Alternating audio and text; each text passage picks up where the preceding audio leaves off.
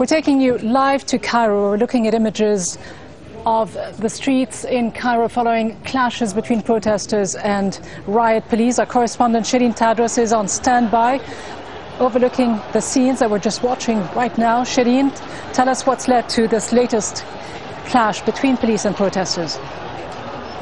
Yes, if you can hear me, Rida, what you're seeing right now is that the military police is actually moving into Tahrir Square with force, and they are trying to clear the square. This all happening just literally in the last 2 minutes or so. They are firing tear gas canisters at the protesters and up into the air, and people are running in all sorts of different directions. And this, Shireen, follows a day or two of sit-ins in Tahrir Square. The police trying yesterday to clear the square of protesters, trying desperately to get the situation under control before the parliamentary elections that are scheduled in about a week or so. How much force is the police using, though? And yesterday they were said to be clearing the square themselves. Today they seem to be back in force. Yes, I mean, what we saw actually on Saturday when they tried to do this is much less people. There were about 200 people when they tried to do it, and it was actually just the normal police. Now we're seeing the military police and riot police. They're in full riot gear. They have batons. As you can probably hear, they're firing into the air. I believe that is the sound of tear gas being fired into the air. It could also be rubber-coated steel bullets, which has been also a tactic they've been using. But you can see just the utter chaos. I mean, what is happening now is that they seem to be outnumbered. I don't know if you can see that. The cameraman should be showing you. Someone has actually been set on fire. Total chaos here in Tahrir, and really, as I was saying, they are completely outnumbered. You can hear what the people are saying. I'm just going to let you hear that for a second. They're saying the people demand the overthrow of the regime. Similar slogans, similar words, and we heard during the uprising, during the revolution. And now even more tear gas being fired. You can see they're firing the tear gas right into the protesters.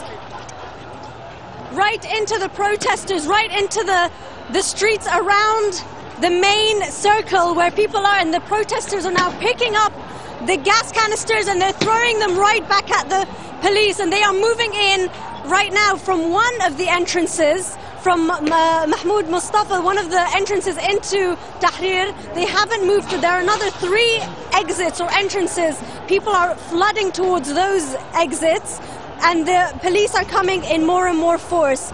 And that you can see as well, I can see right below me here, people are being beaten by the military police. There's an old man standing right in the middle of them, middle of the police, and he's being beaten as I speak by one of the batons. So completely chaotic situation.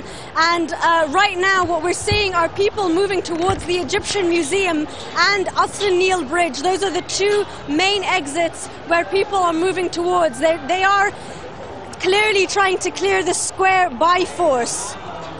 Quite extraordinary scenes that we are looking at live in Tahrir Square, Shireen. Scenes that follow a cabinet meeting that was chaired not so long ago, a couple of hours ago, by the Prime Minister himself, Haitham Sharaf, feeling the pressure, feeling the heat of what is going on in the streets, trying to bring the situation desperately under control.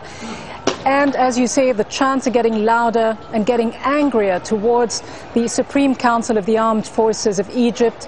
A lot of the demonstrators in the last 24 hours directing their anger at the leadership itself, calling for the overthrow of the de facto head of Egypt, and as well criticizing the government officials, calling them essentially thugs.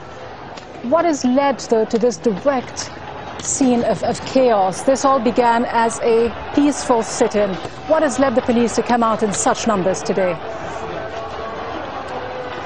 Well, clearly there was a decision made at that cabinet meeting where they were going to be discussing what the next tactics should be on the ground here. Clearly there was a decision made that force was going to be the next move here for the police to clear the square, and that is what we're seeing right now. There was talk of perhaps imposing a curfew, but you know what we're seeing right now is that as the tear gas is being fired into the people, as they're trying to clear the thousands of people in the square, they're coming back. I mean, they're being hit by this tear gas, and then they're retreating slightly, but then they're trying to come back into the square. So what is going to be the next move by the police? Because this tear gas tactic isn't quite working because of the sheer number and resolve of the protesters. This is just turning into a clear battle, protesters against the police. So it's unclear now exactly what the next move will be, but there has to be something else coming. So as we were saying, that the cabinet meeting for several hours, we didn't hear that it had actually taken any decision, but clearly we're seeing the decision being implemented here on the ground.